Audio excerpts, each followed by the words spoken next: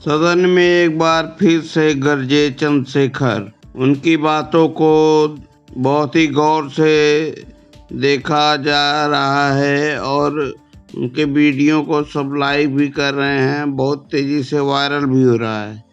सबसे ज्यादा सुने जाने वाले सांसद में से एक चंद्रशेखर आजाद।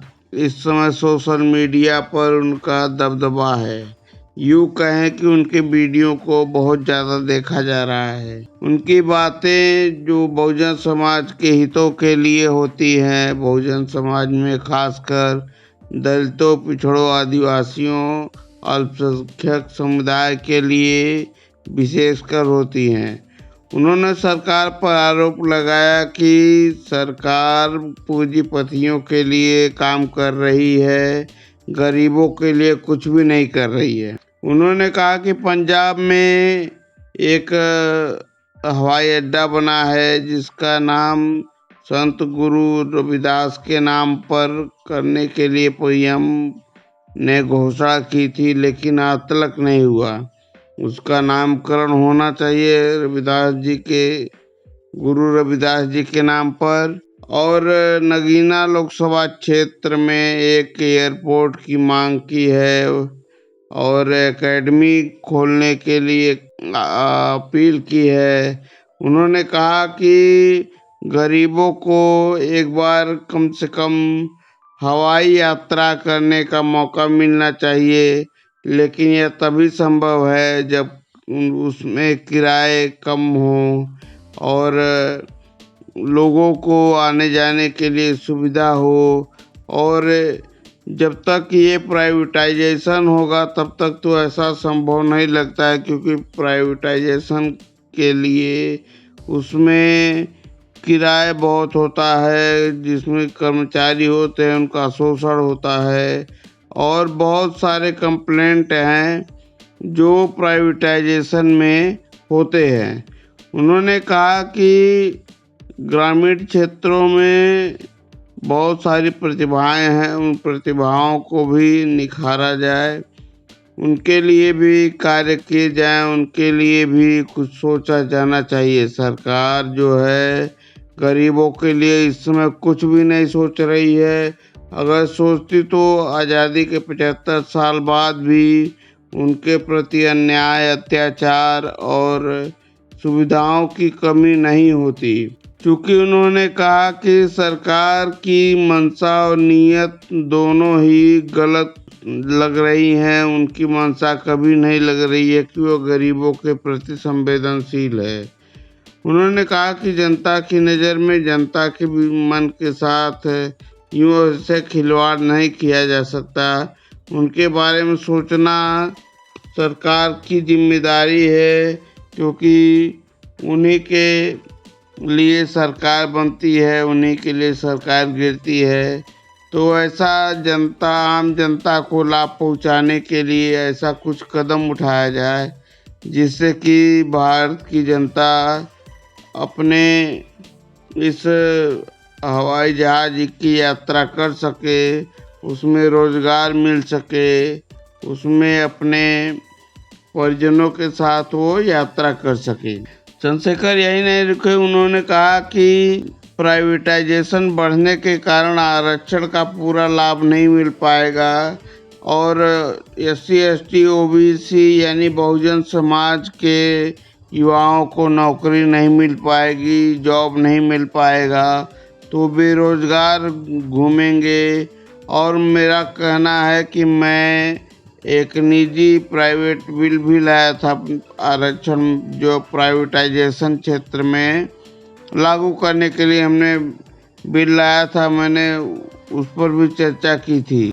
प्राइवेटाइजेशन के विरोध में उन्होंने कहा कि प्राइवेटाइजेशन वैसे तो देश के लिए बहुत ही खतरनाक है, क्योंकि ज़्यादातर OBC SC ST के बच्चों को प्राइवेट में आरक्षण मिल नहीं पाएगा, तो वो लोग अपने हक अधिकार का जो आरक्षण का जो मौका होता है उसमें बात नहीं कर पाएंगे, अपनी प्रतिभा को निखार नहीं पाएंगे, उनके प्रतिभा को दबा दिया जाता है।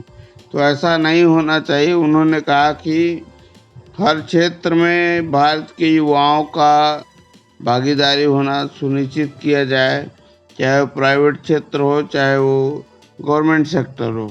उन्होंने कहा कि गरीब ऐसा नहीं है कि गरीब मरने के लिए कोई पैदा हुआ है। गरीबों का शोषण न करे सरकार। चेतावनी भी दी कि अगर गरीबों के साथ ऐसा होता रहा। महिलाओं से कभी हवाई जहाज सफर किया?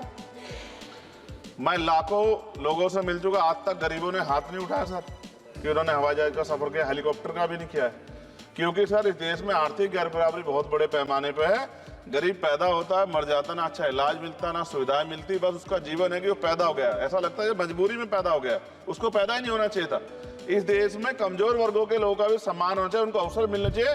सरकार की योजनाओं में गरीबों की हिस्सेदारी होनी चाहिए, इस बात का ध्यान जो है सरकार को रखना चाहिए। और अगर सरकार नहीं रखती है तो वो सरकार सर गरीबों की नहीं हो सकती है। SC/ST रिजर्वेशन में क्रीमी लेयर का प्रावधान करते हुए सुप्रीम कोर्ट के फैसले पर बुरी तरह से भड़क गए चंद्रशेखर आजाद, सांसद नगीना लोकसभा। उन्होंने कहा कि बताइए, सुप्रीम कोर्ट बताए कहाँ से आंकड़ा प्राप्त किया उन्होंने। सुप्रीम कोर्ट यह भी बताया कि कितने अरबपति हुए हैं, किसके पास चार्टर्ड प्लेन है, कितने लोगों के पास हवाई जहाज है, कितने लोगों के पास अरबपतियों में गिने जाते हैं। उन्होंने अपने आप कोई आंकड़ा नहीं है सरकार के पास, सब हवाई बातें हैं। यह भी आरोप लगाया कि सरकार गरीबों के लिए कुछ नहीं करना चाहती है, लेकिन मुझे पूरा विश्वास है एक न एक दिन सरकार को यह इस बात पर झुकना पड़ेगा, उनके लिए पॉलिसियां बनानी पड़ेगी, गरीबों के लिए कार्य करना पड़ेगा। अगर कार्य नहीं करती है तो फिर आगामी लोकसभा चुनाव में उनके पैर इस बार कमज़ोर हुए, उस बार उखाड़ कर फेंक दिए जाएंगे। फिर दोबारा इस संसद में पांव रखने के लिए उनके पास कोई सांसद नहीं बचेगा। आइए सुनते हैं उन्होंने पहले क्या कहा, क्यों भड़के SC/ST रिजर्वेशन के फैसले पर सुप्रीम कोर्ट के ऊपर। जनता के विषय में सोचेंगे तो जनता की जिंदगी आसान होगी, जो कि अभी नजर नहीं आती। और मैं फिर आपसे आग्रह करूंगा, आप चेक कराइए, SC/ST OBC के बच्चों को वैसे ही नौकरी नहीं मिल रही है, और जब ये पूरा सेक्टर प्राइवेट हो जाएगा तो क्या रिजर्वेशन करेंगे हम लोग? क्या फायदा रिजर्वेशन का? जब SC/ST OBC के बच्चों को क्या रिजर्वेशन का फायदा? गाली तो खाते हैं इस नाम पे, लेकिन रिजर्वेशन ही कहाँ मिलेगा जब सब प्राइवेट हो जाए? प्राइवेट वाले कहाँ दे रहे हैं? तो उनको कहिए कि प्राइवेट सेक्टर में मैं विधेयक लेके आया, निजी विधेयक, कि प्राइवेट सेक्टर में SC/ST OBC के बच्चों को मौका मिलना चाहिए।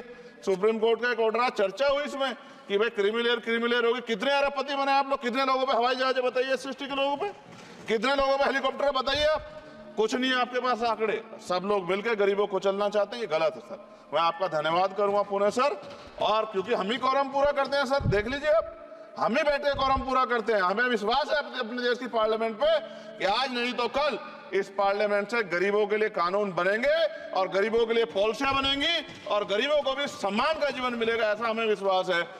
आप लोगों को यह वीडियो कैसा लगा जरूर कमेंट करके बताएं, अपनी प्रतिक्रिया जरूर दें। तब तक के लिए सभी साथियों को नमस्कार।